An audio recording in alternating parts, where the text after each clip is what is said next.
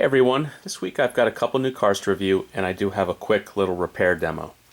So first up is kind of a funny car. This is a convertible SUV and I think we're all still a little gun shy after the first one that I can think of, which is the Nissan Murano Cross Cabriolet that was pretty much universally panned. This is a Range Rover Evoque convertible. Again, kind of silly. Two-door SUV convertible. This is, again, not something I'd buy as a real car, but doesn't mean I don't think it's a neat model. This is by Top Speed. I have maybe 3 or 4 Top Speeds. Not my favorite resident brand. My go-tos are GT Spirit, BOS, and Auto. But it's a pretty good effort. Wheels and tires are good. Paint's good. It's kind of this metallic copper. If I lower the lights a little bit. Lower the lights a little bit. Yeah, it's a little better. You can make out the color a little better now. You do have mostly sealed front grills, not open mesh. This is not a high price point. Really more than it should be though. Retails like 150-ish. I paid 33 euros, which about 40 bucks, which at that price I'm not mad at it. It's pretty, again, it's a pretty good model. I have this as the Evoque as a, regular 4-door. So I could semi-justify having this as well at that price. Packaging, they give you these gigantic boxes. Like just a huge black dealership style box. And they justify that big box because they give you a display.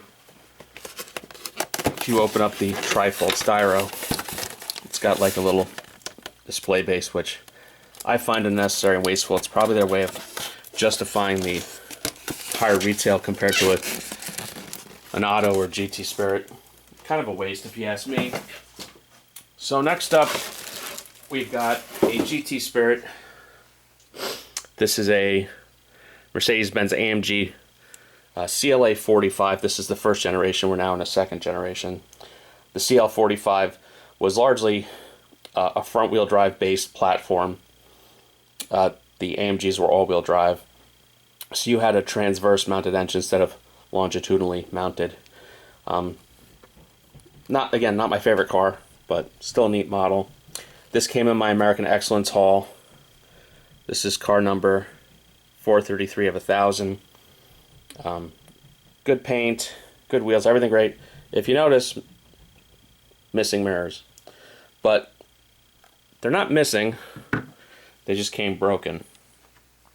So the passenger side mirror, if you can make it out, still has an intact peg right on the end.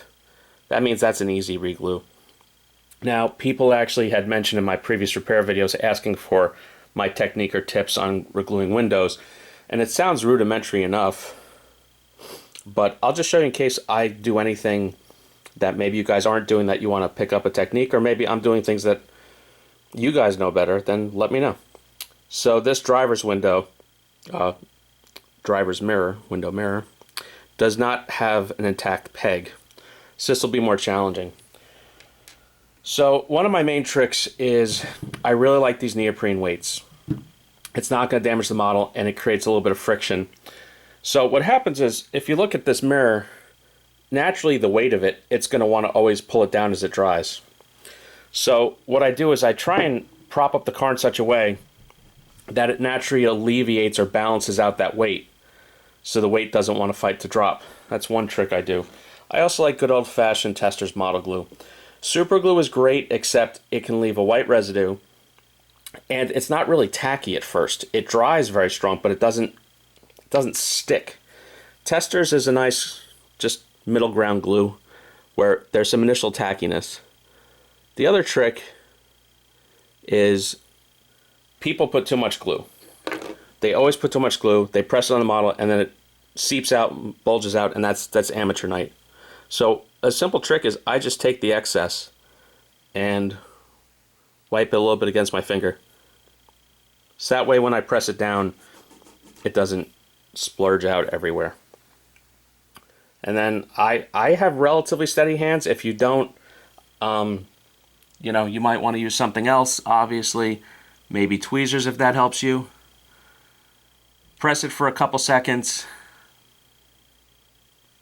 and voila. I'm going to let that dry for a good solid hour or two before I move it. But if you look, it's not moving.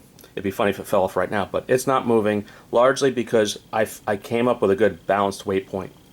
So, I mean, that's what I do regularly with all my mirrors. This is a car that I paid literally almost nothing for. That'll display pretty much as new. Packaging, I can't really show you much because it didn't come with the outer box. If anyone has the standard outer box to this, which GT Spirit's either red or black, if you have the outer box, I'd really like to buy it from you. Please contact me. I know it's a long shot, but if anyone has it, that would be great. So that's it for this week. I don't know, some more repair videos coming soon. Everyone please like and subscribe and have a good one.